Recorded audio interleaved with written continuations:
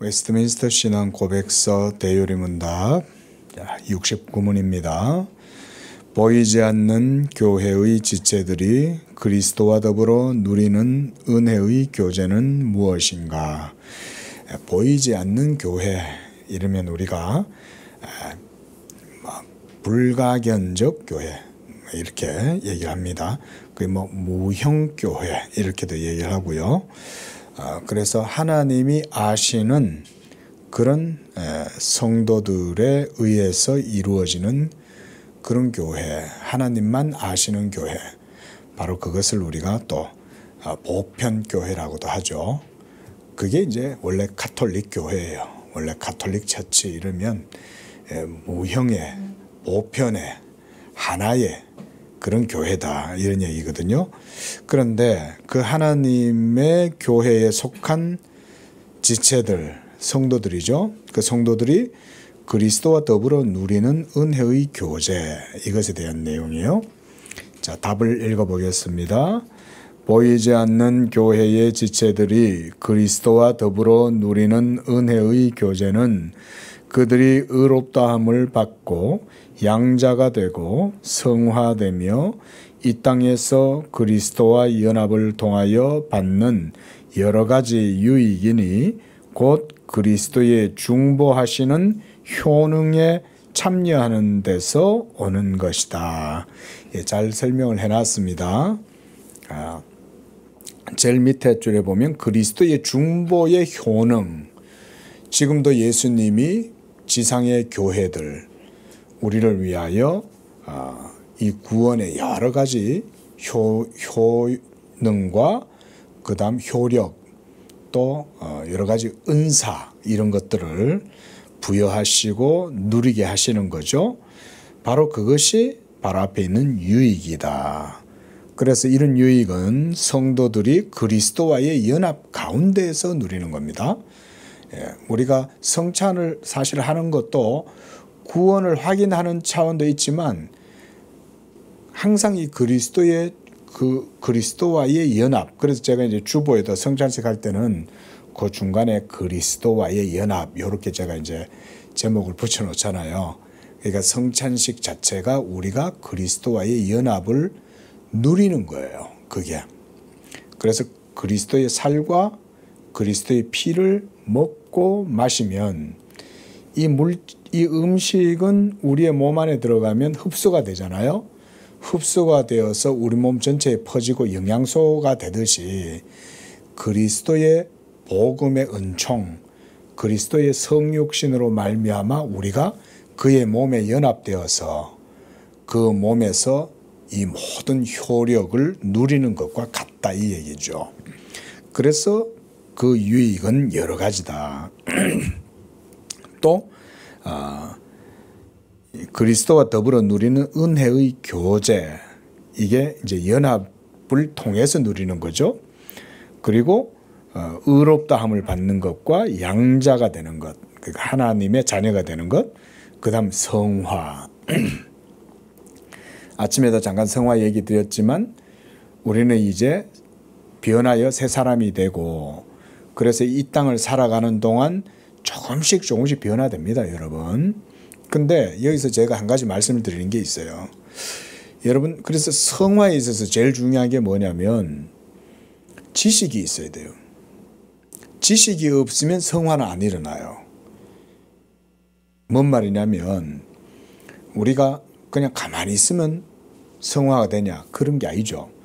성화는 하나님의 은혜 가운데 이루어지는 거지만 그것은 지식에 의해서 우리가 성화되는 겁니다. 그래서 하나님 말씀을 배워야 돼요. 하나님을 알아야 돼요. 하나님을 알아가면서 우리가 은혜를 깨닫고 그 은혜를 깨달음 속에서 우리의 믿음이 지식 위에 세워져 가요. 그래서 지식이 없으면 성화는 안 일어납니다. 굉장히 중요한 거죠. 이건 개신교회에서만 말할 수 있는 거예요. 그래서 지식이 우리의 성화의 삶에도 굉장히 중요하다. 제가 이런 거는 예전에 우리 하나님의 큰일 책 같은 거 할 때도 설명을 드렸고 기독교 강의하면서도 제가 설명을 드렸어요. 지식이 없으면 성화는 안 일어난다. 자, 70문입니다. 시작. 칭의가 무엇인가? 그랬습니다. justification. 우리 아침에도 칭의에 대해서 봤어요. 자, 답입니다. 시작. 칭의는 죄인들에게 하나님께서 자의로 베푸시는 은혜의 행위이다. 즉 하나님께서는 의롭다함을 주심으로 죄인들의 모든 죄를 용서하시며 그들을 받아들여 주시고 의로운 사람으로 간주해 주시는 것이다. 죄인들 속에 무슨 일이 일어나거나 혹은 그들이 무슨 일을 해서가 아니고 다만 예수 그리스도의 온전하신 순종과 보상하시는 속죄 까닭에 하나님께서 죄인들에게 부여하시는 것인데 믿음으로만 받는 것이다. 그게 칭의다. 그 얘기죠. 자, 잘 설명을 해놨는데요. 간단하게 보면 먼저는 자의, 이 말은 하나님의 기쁘심 이런 말입니다. 하나님의 자유로우시고 기쁘신 뜻의 결정, 그 하나님의 의지로 된다 이 말입니다. 그렇죠? 그저 우리가 예를 들어서 어떤 깊은 숲속 암자에 들어가서 뭐 도 닦다가 누리는 그런 게 아니라는 거예요. 그것은 오직 떡 주시는, 떡 주시는 하나님이 떡을 주고 그리고 그 떡을 먹은 다음에야 우리가 김치 국물을 먹어야지. 떡 주실 분은 생각도 않는데 우리가 김치 국물을 마시면 되냐 이 말인 거죠. 그래서 하나님이 자의로 베푸시는 것이 바로 이 칭의의 행위이다. 하나님의 행위. 그리고 칭의란 의롭다함을 주시는 것이요. 그로 말미암아 죄인들의 죄를 용서해 주시는 것이고 우리를 의롭다 하니까 우리의 죄는 간과하심으로 기억나시죠? 로마서에서 전에 지은 죄를 간과하심으로 그랬죠. 간과란 말은 무슨 말이에요?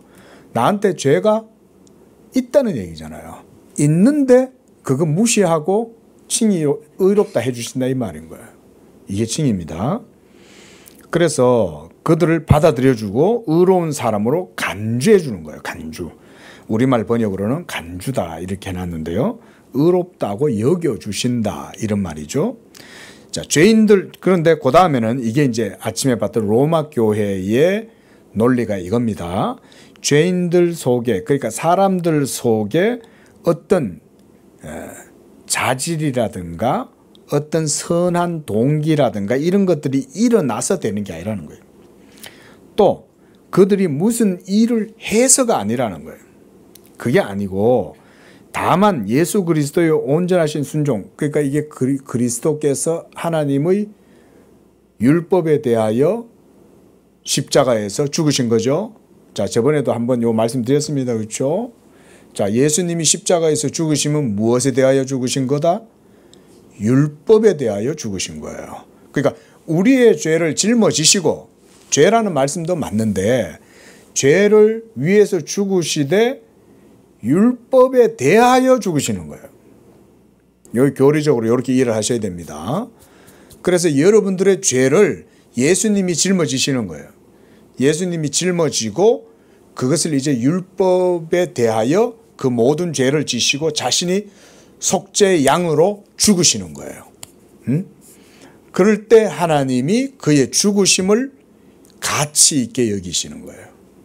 예수님 한 분의 죽으심이지만 예수님의 등에는 온 인류의 죄가 거기에 다 담겨 있죠. 그의 어깨에는 정사를 메었다. 예수님의 어깨에 온 인류의 죄가 거기에 들려 있는 거예요. 그리고 그가 율법에 대하여 죽으셨을 때 그의 죽으심은 율법에 대해서 죽었기 때문에 가치 있는 거예요. 그래서 하나님이 그리스도의 그 순종이라 그랬는데 이때 순종은 적극적 순종과 소극적 순종 이 두 가지가 다 들어가 있죠. 그러니까 행하시는 순종과 당하시는 순종, 적극적 순종, 수동적 순종 똑같은 말이죠. 예. 그래서 율법을 행하고 또 율법에 대하여는 당하시고 그래서 이 두 가지를 모두 다 순종을 통해서 행하시고 그 다음에 보상, 이건 뭐냐면 율법에 대하여 행하셨기 때문에 그 행위를 하나님이 보상을 해 주시는 거예요. 이런 개념입니다. 이게 속죄론이에요. 여러분. 그래서 그 속죄 까닭에 우리 죄인들에게 이 의롭다함을 부여해 주신다. 제가 아침에 로마 교회의 의화와 개신교회의 칭의가 영어로는 똑같이 justification이란 단어를 쓰지만 실제로는 개념이 완전히 다른 거다. 제가 이렇게 설명드렸죠. 그때 여기에서도 지금 그 얘기하죠. 하나님이 죄인들에게 그리스도의 의를 우리에게 뭐 해주신다? 이게 imputation. 이걸 뭐라 그랬습니까? 전가해 주시는 거다. 그래서 이 전가의 개념 교리가 중요한 겁니다. 그 의를 우리에게 전가해 줄 때 이것은 무엇으로 전가가 됩니까? 우리가 믿을 때 예수를 믿으면 십자가에 이루신 그 의가 우리에게 하나님이 전가해 주심으로 우리를 죄 없다고 선언해 주시는 거예요. 이게 바로 칭의이다. 그래서 믿음으로만 받는 것이다. 이렇게 말씀했습니다. 중요한 교리죠. 꼭 기억하시기 바랍니다.